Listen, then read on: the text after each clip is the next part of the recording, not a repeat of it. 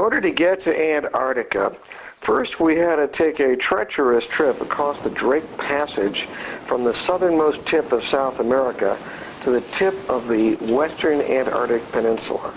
But this was a spectacular trip in which we were followed by literally millions of seabirds that found their way along the air drifts that we created with our boat.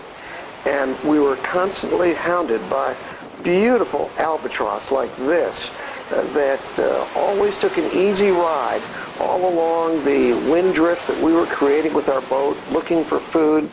And this bird absolutely never spends any time on land except when it's breeding. Once we get to Antarctica, we get on small Zodiac boats in order to make our landing and hike along shore. And we found a tremendous plethora of the cutest wildlife you could ever imagine. These penguins, and there are 5 different species that we saw, are the most friendly and intelligent social birds I've noticed. Although they seem to be most comfortable in water, on land, despite looking very clumsy, they are remarkably agile, and it is a very deceptive view you get of their waddling little prancing around, because they are quite stable and can move faster than you might imagine. Here you see 2 different species, chinstraps and Adelie penguins, all in the same colony, but they don't interbreed with each other. Despite the fact that they have no difficulty hanging out together, they remain separate species. Joe and Steve are planning the videography and the sound effects for this trip as we begin our exploration of Antarctica. It's pointing out the boat in the distance and the shoreline we're going to walk along as we encounter seals and penguins, whales and petrels and all kinds of shorebirds. In fact, summer in Antarctica is filled with life. These elephant seals are difficult to even notice because they blend in so perfectly with the rocks along the shore. And we almost tripped over this one, or actually almost walked over it thinking that it was a rock until it opened its eyes. It was a group of 100 of us on this expedition, and this is what I call the March of the Red Penguins, where we began to climb from shore, going up to the heights of the Antarctic mountains. Well, here we are, in my normal tone of voice. Steve has pushed me up to climb the top of Penguin Island Mountain. We are actually sitting right on the rim of this ancient volcano that formed Penguin Island. Here we are at the top of Penguin Island Mountain, surveying 360-degree view of Antarctic Ocean, Antarctica, Bransford. These chinstrap penguins are obviously incredibly elegant in the water as they make their way through going up and going down with utter abandon, much more gracefully than they appear on land, as they go out to sea to pick up food for their young ones to bring back to shore where they are nesting. Oh my word, they're everywhere. Oh my word. The whole stuff, take a look at this. Our ship waits offshore as we follow the penguins along the beach to see their nesting grounds and keep our distance enough so that we don't disturb their behavior, but nonetheless try to understand them as best as we can. All the penguins except for the emperor penguins and the king penguins depend upon the melting of the ice so they can go to land to mate once a year. It is only the emperor penguins that rely strictly on the ice year-round. Petrels and skuas represent a constant menace to the penguin eggs, and the only defense the penguins have against them is simply in their vast numbers.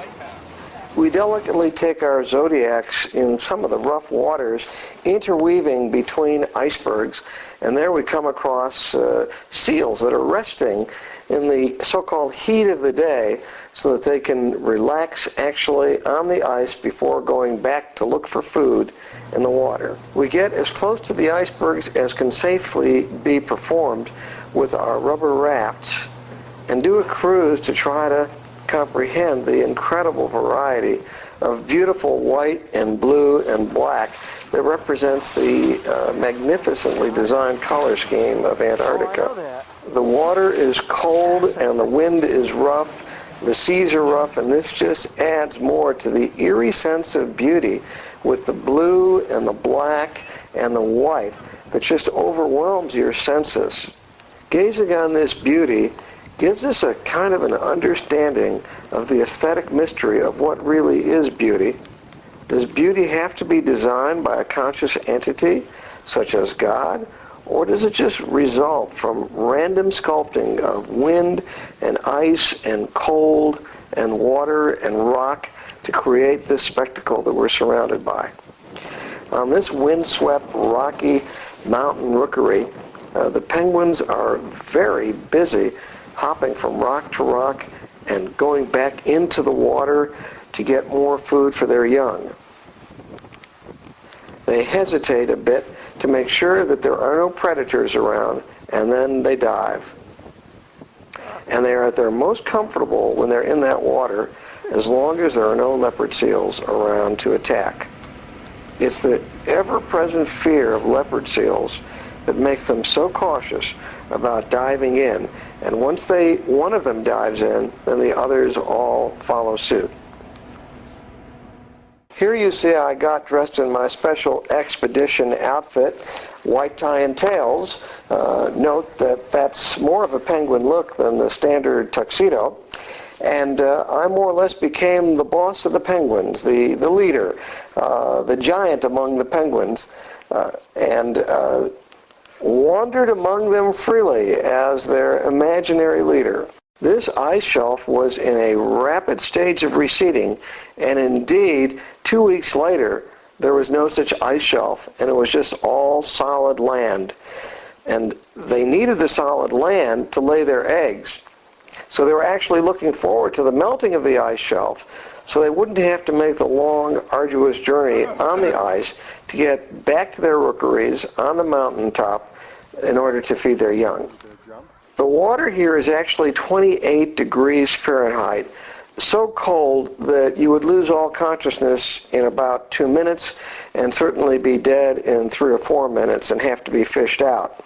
Nonetheless, Steve and his buddy Ben, you see, although Ben had a wetsuit on to protect him, they decided to go for a swim in this incredibly cold Antarctic water. He prepared his T-shirt beforehand just to remind himself of how cold it is. Ben was unbothered because his wetsuit kept him relatively warm, but Steve went in swimming trunks and T-shirt just for a leisurely dip. Came out very, very, very cold. But when he saw that the penguins were still jumping up and down in the water and left behind, he decided to go back in again. And then Ben, and then Tommy joined them, and then Victor joined them. Just crazy, tough guys. This water will kill you in 2 minutes or 3 minutes of submersion. And you can just see Victor is faking a smile, but Steve is showing, at least for his second time in, just how cold it is. This is one tough hombre, and he said this was really cold, without a wetsuit, that is. When we pulled Tommy out, he was shivering and actually in trouble, and we had to warm him up very, very quickly. Oh my gosh. This clumsy-looking penguin is trying to get to shore so that he can go into the water and get food for his young. We go to another spot on the western shore of Antarctica, somewhat more south and colder, and decide to climb up the mountain to see the Seven Sisters Peaks.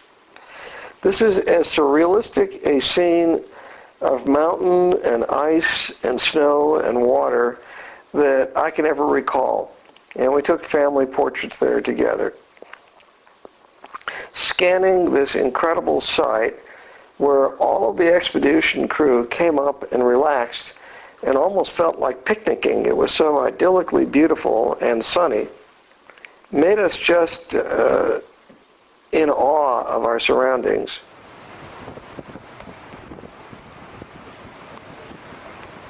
Despite the severe cold and the incredible danger of that water, up here on this peak, at this brief moment of about an hour, where the wind stopped and the sun was shining, we just felt like we were in paradise.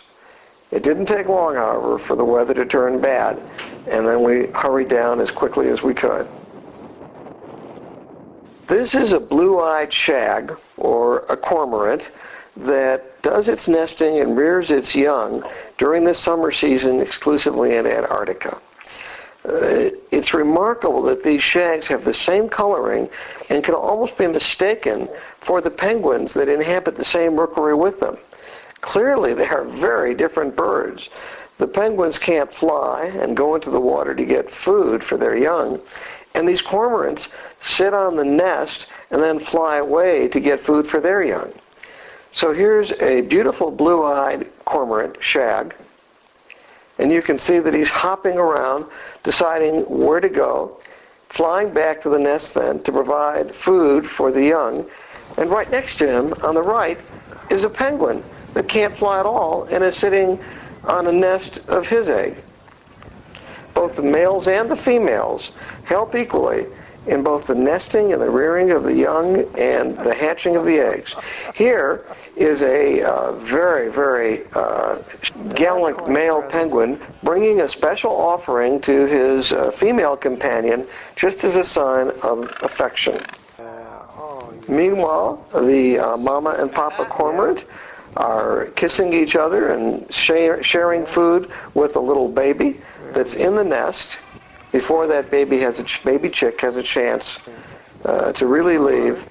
He's groomed and fed during the summer season, so he'll be ready to fly away when it once again becomes cold.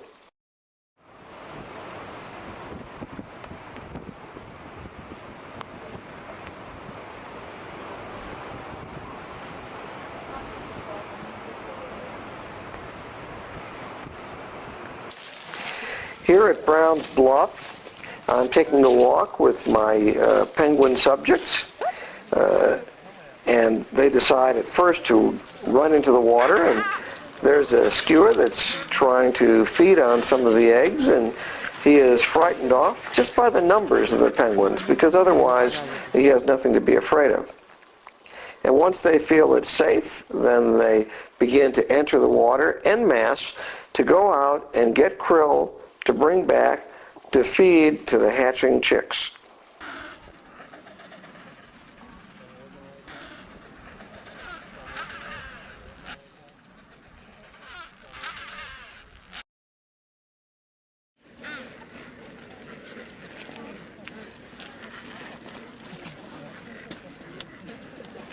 Steve just stationed himself on a rock at the shore, and the penguins came to trust him so much they walked right up to him, and he was able to get pictures as they were marching by, unbothered, in fact a little bit curious about what this funny human form was.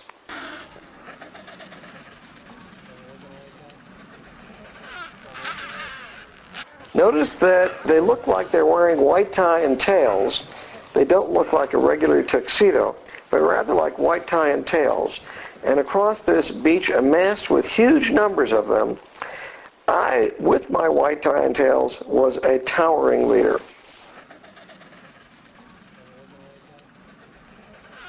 Steve decided to take a sunbath on top of an iceberg in this extremely cold spot at Brown's Bluff.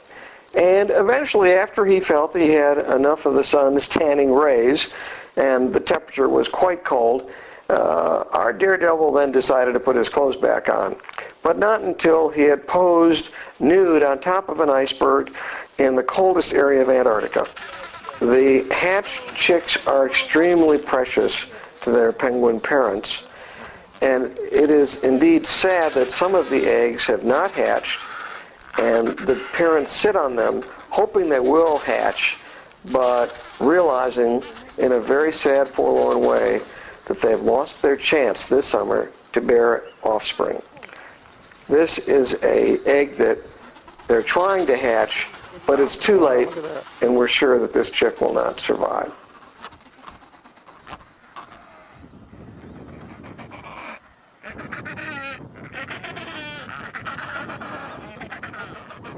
But most of the rookery is filled with chirping chicks and doting parents, preparing these chicks to eventually enter that harsh life to go back to sea when the summer is over in March.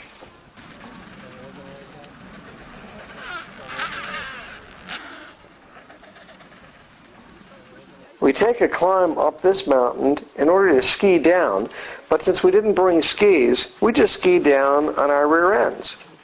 The snow is so wonderfully dry and cold that we had no trouble just skiing down and climbing back up again all day long.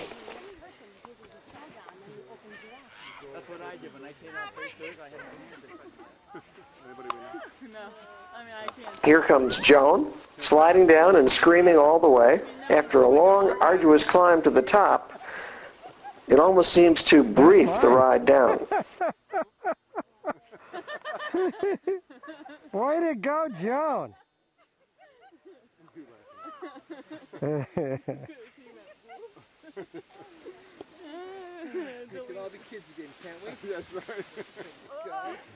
Steve couldn't resist skiing down, holding his camera going, so that he has a video of the entire trip all the way down to the bottom. His camera in the air. Wow, I don't believe it.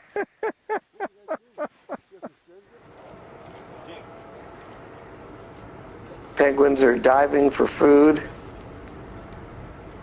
but they will be the food of the killer whales that you see nearby.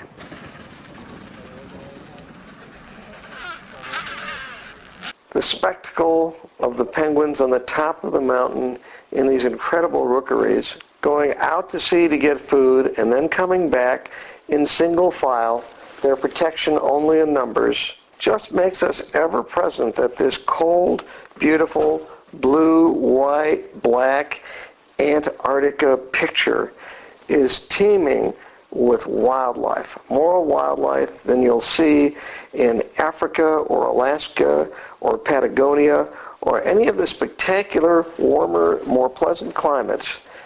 This area of Antarctica is absolutely teeming with life during the summer. It is not a cold, dead, beautiful place, but a wonderful home for huge numbers of seals and whales and penguins and shorebirds and ocean birds. And now for us humans. I hope we don't ruin it.